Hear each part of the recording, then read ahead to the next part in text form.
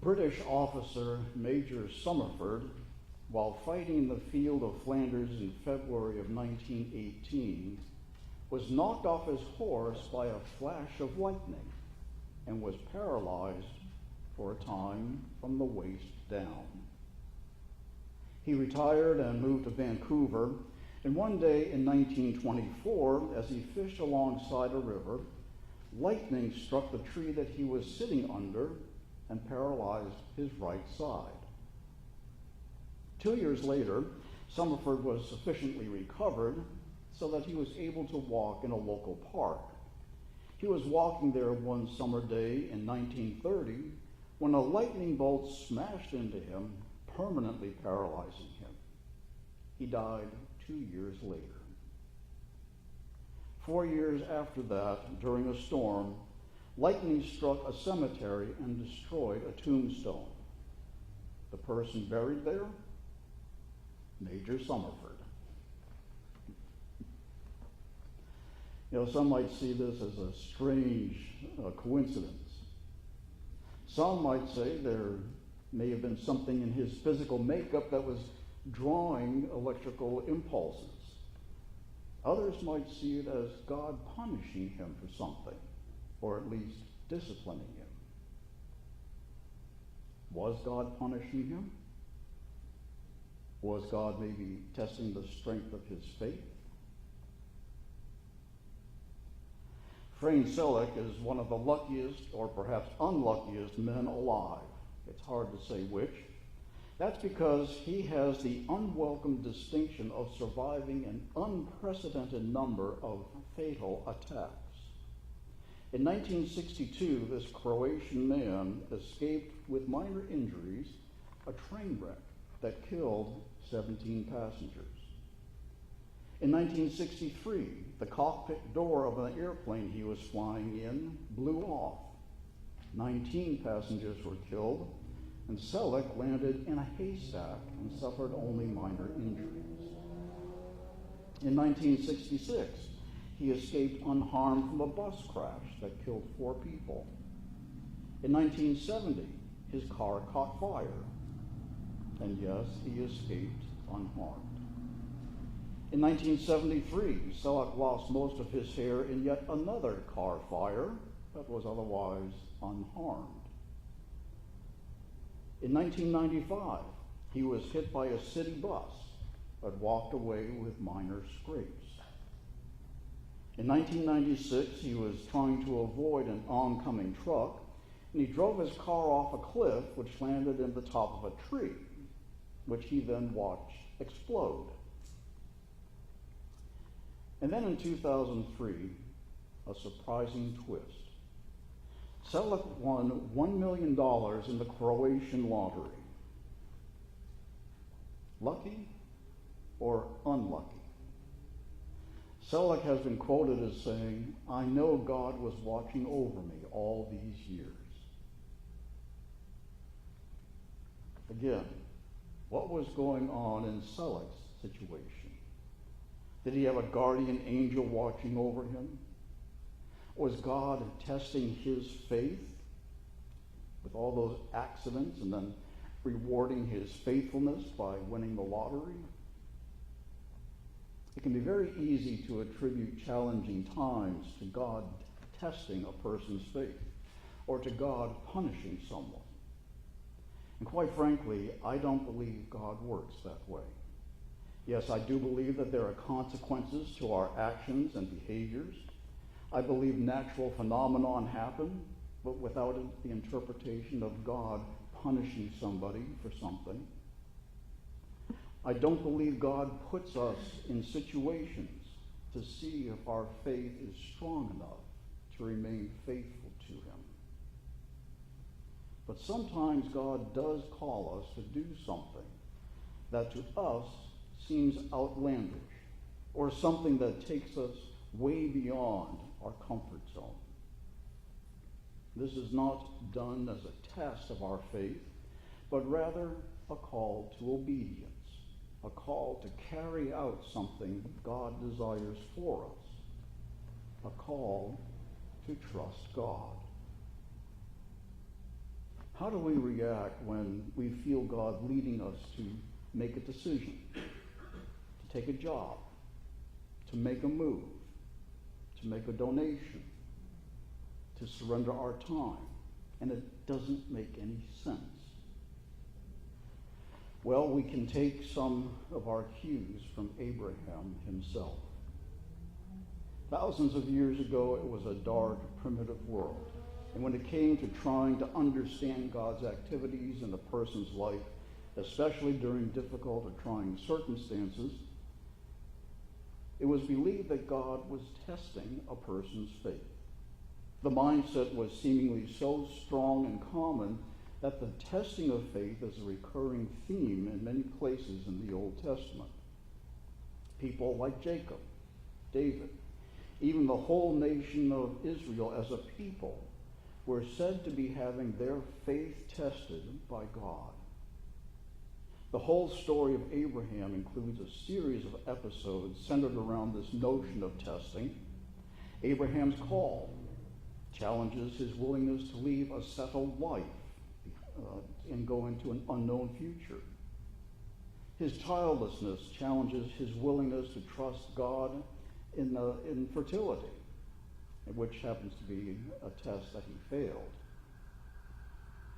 Abraham was fearful for his life at the advances made by Pharaoh and Abimelech towards Sarah, which challenged his willingness to remain honorable. And the command to sacrifice Isaac is one part of the series, although it gets the most attention in both Judaism and in Christianity. You see, even a person like Abraham knew that what he was being led to do, which was to kill his son as a blood sacrifice to God, bordered on the irrational, even perhaps the insane, especially given some of God's earlier conversations with him. Back in chapter 12 of Genesis, God had promised to make Abraham a great nation with countless descendants. And 25 years after that, Isaac was born to be that heir for Abraham, to receive all that Abraham had and to continue the bloodline promised by God. But now God was calling Abraham to kill that heir, that promise of becoming a great nation as a sacrifice to God. God said to Abraham, "Take your son, your only son Isaac, whom you love, and go to the land of Moriah and offer him there as a burnt offering on one of the mountains that I shall show you." And I'm confident that that absolutely scrambled Abraham's brain, just as it scrambles ours today. It makes no sense. I mean, how could God ask? No, how could God tell Abraham to do such a thing? And I'm sure Abraham wrestled with that all night long. But then early in the next morning, Abraham makes ready to leave. He doesn't understand, but he's going to do his best to trust that God knows what he's doing. And that is called faith. We may not understand completely what God is asking of us. Sometimes only a small part of the picture is presented to us. But in trust, we begin to do as God asks, paying attention to what God reveals as we move forward as we've been called. We may not understand the whole picture. We may have questions. We may ascertain that we think we know what God is leading us to do, and it might feel right, or it might feel really way out there and very uncomfortable. Then the direction we thought we were going to take makes a sharp turn. God presents the next step in the process, and we go off in a direction that we hadn't anticipated. Turns out that our assumptions were incorrect. And then things become much clearer. Quite often this brings a sigh of relief. It also brings a strength to our trust in God. And from the moment God told Abraham to sacrifice Isaac, his faith is strong enough that however irrational this appears to be, Abraham firmly believes God is going to come through.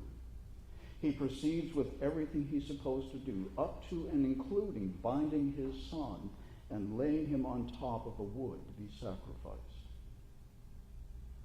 The presumption of Abraham was God wanted him to sacrifice Isaac. But then the journey takes a sharp turn. At the last moment, God puts a stop to it. And he said, Abraham, Abraham. And Abraham says, here I am. And God says, don't lay your hand on that boy or do anything to him. For now I know that you revere God, since you have not withheld your son, your only son, from me. Abraham then looked up and saw a ram with its horns stuck in the thickets. That was an appropriate animal for the sacrifice. And God provided. Have you ever felt that God wanted you to do something and then you started doing it? But as you did, there were deep questions in your mind, uncertainties that made you wonder if you were actually doing what God wanted you to do. Things just didn't seem to make any sense. It happens. In faith, you started off as you believed God wanted, and as you went about it, many lessons were learned, some good, some difficult, but all beneficial. And then when you arrived at a certain point, God said, you know, you've been very faithful getting to this point. You've learned a great deal. It's time to change directions and move to the next phase. And then a turn takes place, leading you down a different path than the one that was expected. And there's a sense, as I said, of relief. As I said, we don't see the whole picture. God reveals what is needed at the time, at the right place. And yes, this flies in the face of those of us who want to see the whole picture at the onset. But we're called to trust God, to remember that God has the best intentions for our lives, and to do our best to be obedient. It can be extremely challenging to live a life of obedience to God, a life in trusting God completely. There's too much that pulls at our hearts, our intellect, our intuition that causes us to hesitate in trusting God. And the Apostle Paul gives words of encouragement where he says, do not let sin control your way of life. Do not give in to the sinful desires. Do not let any part of your body become an instrument of evil to serve sin. Instead, give yourself completely to God. For you were dead, but now you have new life. So use your whole body as an instrument to do what is right for the glory of God. Sin is no longer your master, for you no longer live under the requirements of the law. Instead, you live under the freedom of God's grace. Yes, following Jesus Christ brings a changed mind and heart because of what Christ has done for us. God provides a way out of our sinful desires, a way out of pursuing selfish goals, a way out of the notion that you have to do everything by yourself. As you change your way of living, challenges do come along. It'll seem as though God is testing the sincerity of your conviction. But God isn't testing you. God is strengthening you to face the daily challenges that come your way. There's a computer printer company in Colorado. Every printer shipped by this company is first frozen and then heated to 130 degrees and then is violently shaken for a quarter of an hour. This testing is the final step in a process called ruggedization, which prepares an ordinary printer for use by the military. With its circuit board secured and all components enclosed in a metal case, the printer is thoroughly tested to make sure that it will work on the battlefield. And it may sometimes feel as though we are being ruggedized, so to speak. And if you take to heart, it's not God that's doing the testing.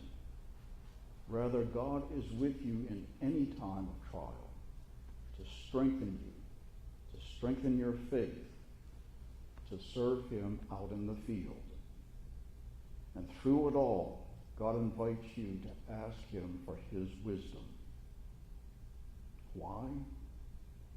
So that you'll know how to respond properly to your trials and challenges. As James reminds us, if any of you is lacking in wisdom, ask God, who gives to all generously and ungrudgingly, and it will be given you.